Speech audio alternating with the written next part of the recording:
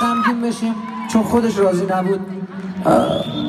چون کلا همیشه تا یادم میاد، اگه خود منم یادم همیشه میدیدمش، اگه منم خندون نبودم یه کاری میکرد خنده رو لبای من و اطرافیانم بشینه. همیشه آدم شوخ طبع و دوست داشتنی بود. دوست دارم به افتخار جای خالی مرتضی پاشایی دست خوشگل بزنیم.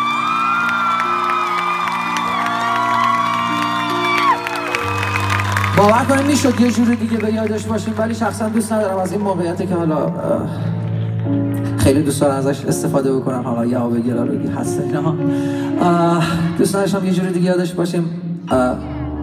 مطمئناً جاش بهتر از ماها هست. سالای زره من دیگه تو فوقم شروع شد سر این موضوع، حداقل عذر میخوام. خوشحال باشیم چیزی که همه اونایی که ماها رو دوست داشتن که خوشحال باشیم. بریم سراغ بعدی. یا آهنگ هست یه ذره شعرش غمگینه فکر کنم. من برعکس همه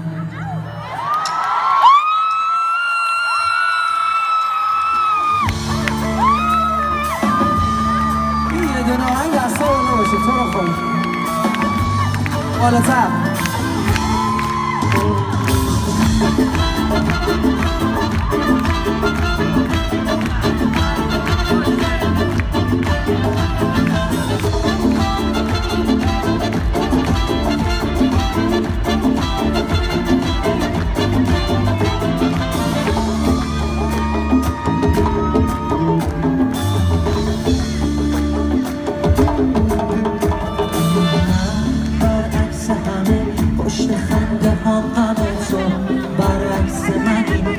یا غمگین میزنی ولی تو فوقش آخرش میگی کلا رفته سرش، باشه کلا رفته سرم، ولی تو رو از رو میبرم. خدسانشو کشید که خدایی نکرده دیدم چشام دیگه تو رو نبین. آره دوری یا دوستی همینه، خاطرت هنوز عزیز ولی از فکری که مریضه.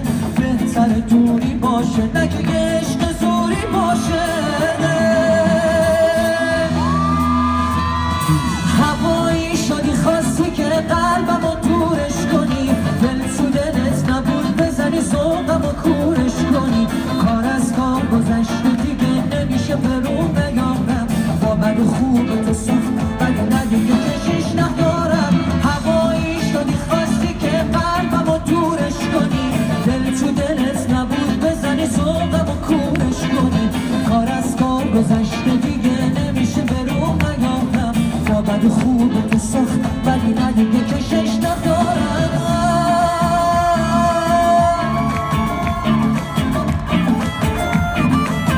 من صدای دستا رو نمیشم واقعا.